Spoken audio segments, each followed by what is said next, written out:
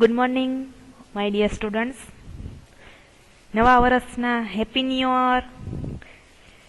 આજે સેમેસ્ટર 2 શરૂ કરીએ. સ્ટાન્ડર્ડ 8 7માં તો પહેલું ચેપ્ટર થઈ ગયું ગ્રામરનું. આજે સ્ટાન્ડર્ડ 8 ગ્રામર, એનો પહેલો જ ચેપ્ટર મીન્સ યુનિટ છે, પહેલો જ ટોપિક છે ધ એડજેક્ટિવ. ગ્રામરની અંદર તમારી ગ્રામર બુકમાં પહેલું જ ચેપ્ટર છે ધ એડજેક્ટિવ. એડજેક્ટિવ એટલે શું? તો કે વિશેષણ. તમે લોકો ડિગ્રી પહેલા સેમેસ્ટરમાં ભણી ગયા, એમાં એડજેક્ટિવ હતા, વિશેષણ હતા કે કંઈક ગુણ. વિશેષણનો મિનિંગ ખાલી ગુજરાતીમાં લઈએ તો કે કંઈક ગુણ હોવા એ. જોઈએ આમાં કોઈ પણ સંજ્ઞાવાચક કે સામાન્ય નામોની પહેલા કેટલીક વાર તેમનું ગુણ વર્ણન કરતા શબ્દો મૂકવામાં આવે છે. એને શું કહેવાય? એડજેક્ટિવ. આ ગુણ વર્ણનમાં જે તે નામના રંગ, કદ, આકાર વગેરે આવી શકે. આ પ્રકારના શબ્દો પરસ્પર વિરોધી પણ હોય છે. એડજેક્ટિવ ખાલી શબ્દ જ નહીં પણ એના વિરોધી પણ હોય છે. તમને મેં ફર્સ્ટ સેમેસ્ટરમાં જ્યારે 10 ઓપોઝિટ વર્ડ આપતી, એ એક પ્રકારના એડજેક્ટિવ જ કહેવામાં આવે છે. ફોર એક્ઝામ્પલ આમાં આપેલું છે અ ન્યૂ. આમાં એક્ઝામ્પલ તમને દેખાય છે ન્યૂ. ન્યૂ એટલે શું થાય? તો કે નવું. અને એનું વિરોધી છે મીન્સ ઓપોઝિટ વર્ડ એટલે કે ઓલ્ડ એટલે કે જૂનું. પછી ફેટ એટલે જાડું અને થીન એટલે પાતળું. આવા એડજેક્ટિવ પણ હોય છે. અહીંયા તમારે ડિગ્રીમાં ફક્ત પેલા સિમિલર વર્ડ જ આવતા હતા કે ન્યૂ, ફેટ એવા જ આવતા. ઓલ્ડ, થીન એમાં કઈ ઓપોઝિટ વર્ડનો ઉલ્લેખ કરેલો ન હતો. પણ અહીંયા તમારે એડજેક્ટિવ એ રીતે શીખવાના છે કે સામે એનું વિરોધી થતું હોય. ફોર એક્ઝામ્પલ આમાં ન્યૂ બુક છે કે નવી બુક, તો સામે એની જૂની બુક. એટલે કે ગુજરાતીમાં તમે કહીએ વિરોધી શબ્દો નવું, જૂનું, જાડું, પતલું, ઊંચું, નીચું, એ બધા શું થાય? એના વિરોધી શબ્દ. એ રીતે અહીંયા તમારે એડજેક્ટિવ ભણવાના છે. એનું એક્ઝામ્પલ છે જો, this is a big room. Big એ શું છે? એડજેક્ટિવ છે. બિગ એટલે મોટું. આ મોટો ઓરડો છે. એનું તમારે એમ કેવું હોય કે આ નાનો ઓરડો છે. તો બિગ એટલે મોટું અને સ્મોલ એટલે નાનું. બિગ નું વિરોધી શું થાય? તો કે સ્મોલ. અને બિગ એટલે મોટું, મોટાનું વિરોધી શું થાય? નાનું. તો કે this is a big room. તો એનું વિરોધી કરવું હોય તો this is a small room. એ રીતે બીજું એક્ઝામ્પલ છે that is a red flower. કે આમાં તમને આગળ સૂચના પેલી નોટ હતી એમાં લખેલું હતું કે આ ગુણ વર્ણનમાં જે તે નામના રંગ, કદ અને આકાર. આમાં રંગ આવ્યો, રેડ કલર છે એટલે એડજેક્ટિવમાં આ પણ શબ્દ તરીકે લખી શકાય.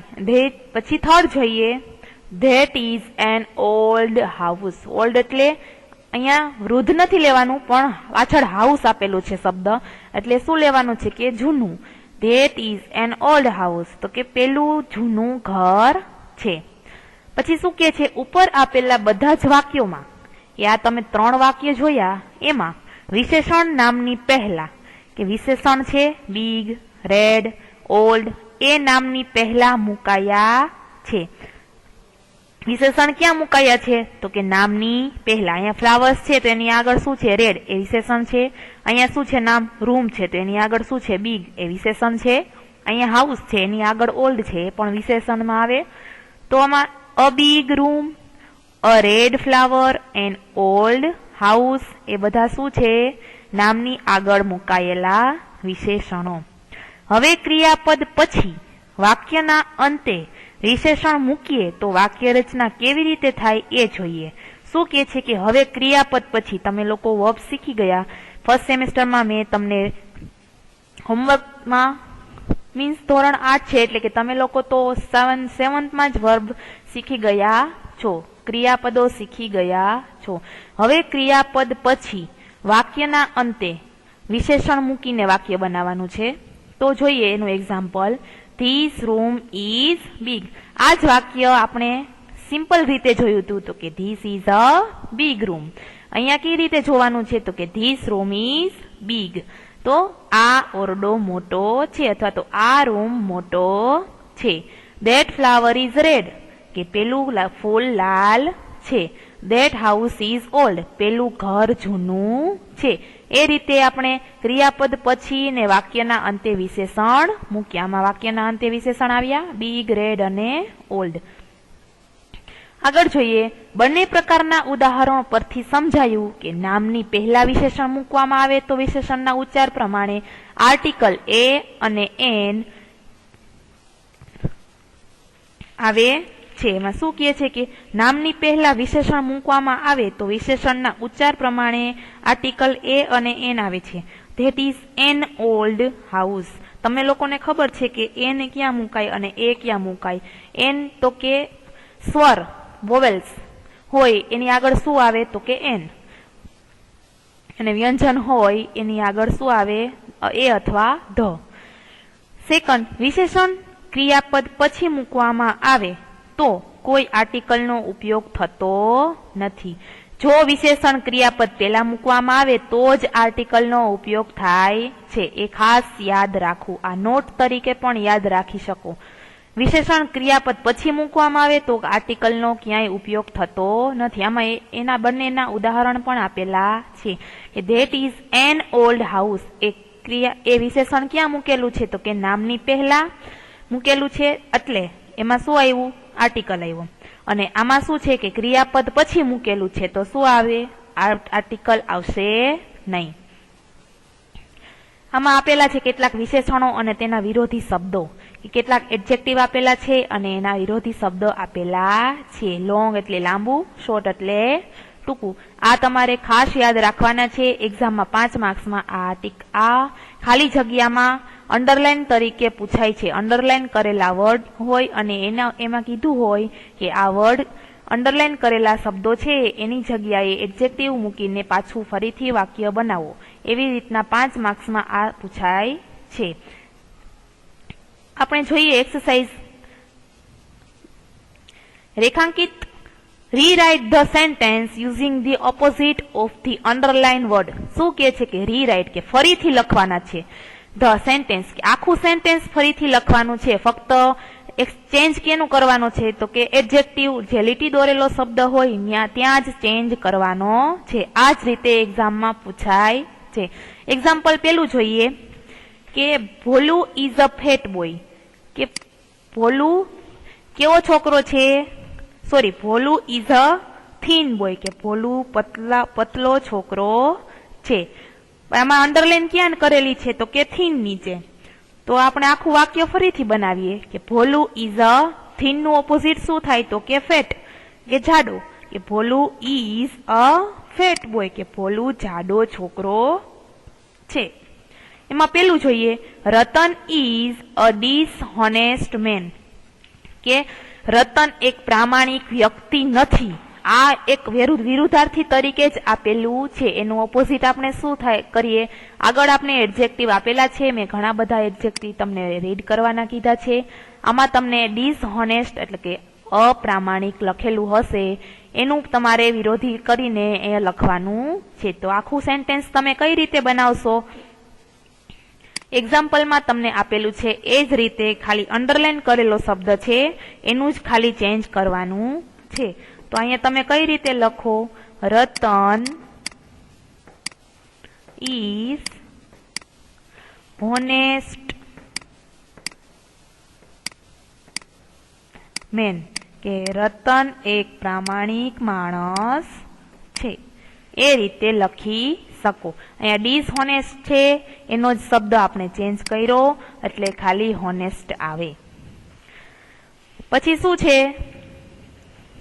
The moon is visible today. Visible એટલે દ્રશ્ય, ઇનવિઝિબલ એટલે અદ્રશ્ય. તો વિઝિબલ નું શું થાય, તો કે દેખાતું હોય એવું દ્રશ્યમાન. કે મૂન ચંદ્ર આજે દેખાય છે. એનું એડજેક્ટિવ શું થાય વિઝિબલ નું, તો કે ઇનવિઝિબલ. તો આપણે અંડરલાઈન કરેલા શબ્દની જગ્યાએ શું લખવાનું છે, ઇનવિઝિબલ. પછી ત્રીજું છે વીર વોઝ અ ફુલિશ બોય, કે વીર કેવો છોકરો છે, તો કે મૂર્ખ છોકરો છે. વીર એક મૂર્ખ છોકરો છે. તો ફુલિશનું આપણે આમાં જોઈએ, આપણે આમાં એડજેક્ટિવ વિરોધી શબ્દ આપેલા છે, એમાંથી તમારે લખવાનું છે. તો ફુલિશ એટલે મૂર્ખ અને વાઇસ એટલે ડાહ્યો. તો આમાં સ્પેલિંગ શું થશે? WISE, વાઇસ એટલે ડાહ્યું. તો ફુલિશની જગ્યાએ શું આવે? Wise. Veer was a wise boy. પછી ફોર્થ છે climbing a mountain is very easy, કે માઉન્ટેન એટલે ડુંગર ચડવો ખૂબ સહેલો છે. ક્લાઇમ્બ એટલે ચડવું, ઇઝી એટલે સહેલું. તો સહેલાનો વિરોધી શું થાય? તો કે અઘરું. તો અઘરાનું ઇંગ્લિશ તો કે difficult. Climbing a mountain is very easy. તો એનું આખું સેન્ટેન્સ કઈ રીતે બનાવવું? તો કે climbing a mountain is very difficult, કે ડુંગર ચડવો ખૂબ જ અઘરો છે. પછી છે ફિફ્થ છે look at that ugly bird. તો શું કે છે કે અગલી એટલે કદરૂપું એમ. Look at that ugly bird, કે પેલા અગલી કદરૂપા બર્ડ પક્ષીને જુઓ.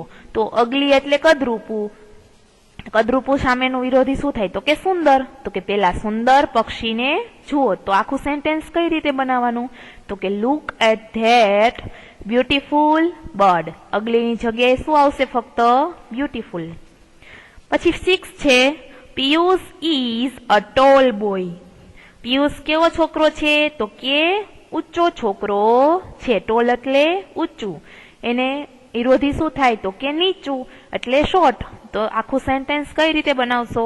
તો કે Piyush is a short boy. Piyush નીચો છોકરો છે અથવા તો ટૂંકો છોકરો છે. 7 જોઈએ ધ રિવર ઇઝ એમ્પ્ટી.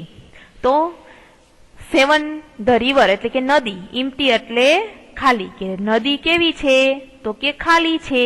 તો એનું વિરોધી શું થાય? મીન્સ એનું સામેનો શબ્દ તમે કઈ લખી શકો? તો કે રિવર ઇઝ ફૂલ.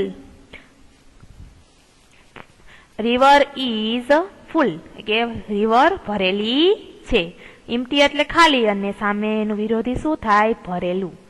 પછી છે આમાં 8 માં જુઓ, બે એડજેક્ટિવ આપેલા છે. એક બેડ એટલે ખરાબ અને ઇમ્પ્યોર એટલે અશુદ્ધ થાય. તો ઇમ્પ્યોર એટલે શું થાય? તો કે અશુદ્ધ. તો it is a bad to breathe impure air. તો કે it is a bad, bad એટલે ખરાબ. તો એને સામે શું કહેવાય? ગુડ કહેવાય. It is a good. બેડની જગ્યાએ શું લખવાનું? ગુડ. એન્ડ ટુ બ્રીથ એટલે શ્વાસ.